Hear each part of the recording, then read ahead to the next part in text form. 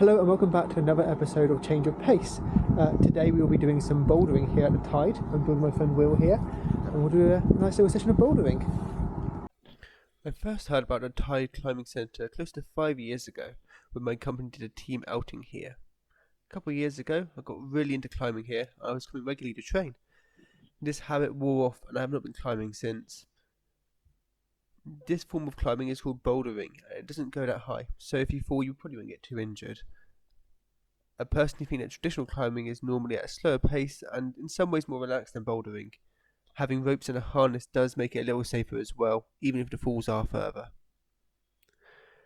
The climb I'm attempting here is a V0. This should mean that it's really basic and easy to do, but to be honest, I don't think many of the V levels here are that accurate, but it's also due to everyone having different strengths and weaknesses. I'm not very good with tiny footholds, but I can manage with foot changes and using the wall as a leverage point. All of the different aspects of climbing make it really hard to give a simple difficulty level 2, and there was quite a few climbs here at the centre that myself and Will couldn't manage.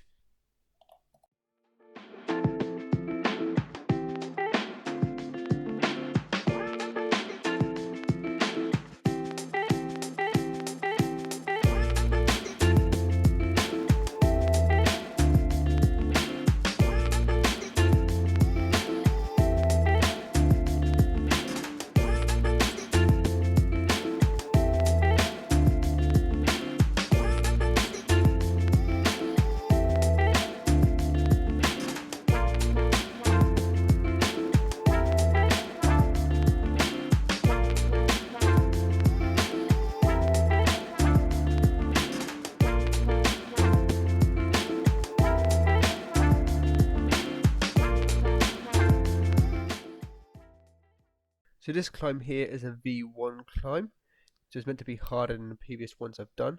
I can kind of see that as the footholds here are much smaller than on the previous climb.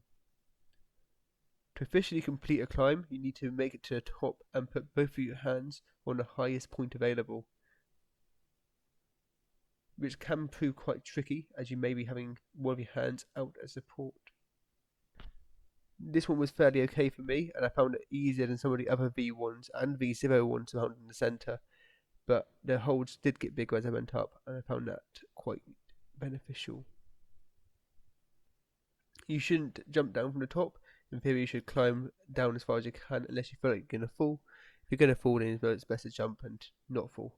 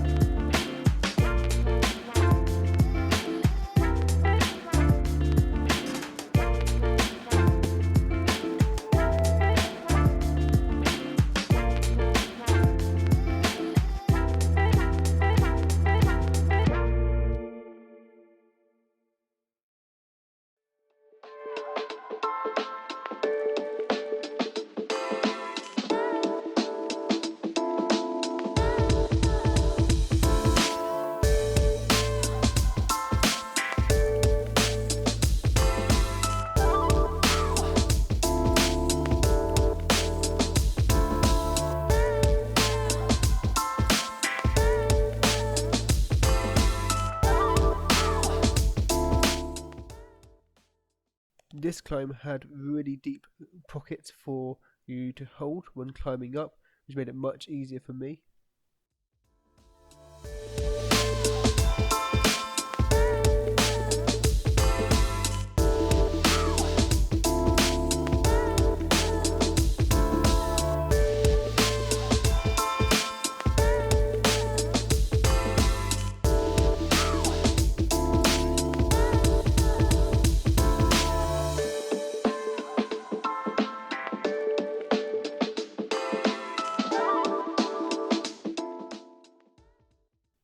Well, the deep pockets were very useful. Here, my right foot was kind of inside of the pocket when it needs to be on top of the pocket. So I had to try and do a little bit of a difficult maneuver to slide my right foot up on top of the pocket and use that to push me up to try and get that last hold. Once I had that foot up, I can move it over and get the hold.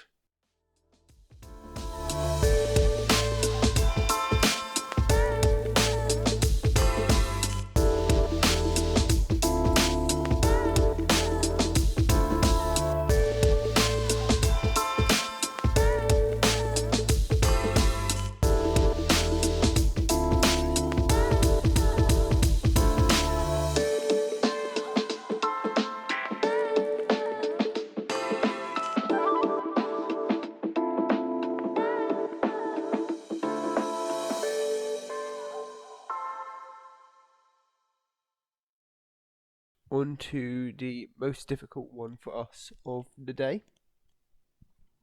This climb here, while it appeared to be fairly straightforward and was a relatively low level, has very far apart hand grips halfway up around the boulder. Both myself and Will gave this one quite a few tries, and neither of us could really make it past that second hand grip we had to swing round for.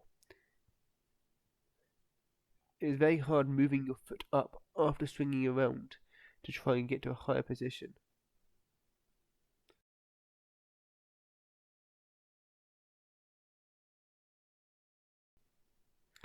Unfortunately, I did land on my chalk bag and crush it, which wasn't ideal, but it didn't deter me. Through a bit more practice, I reckon I could probably do this one, but they changed it out quite frequently at the tide, so the same climb might not be there the next time I visit.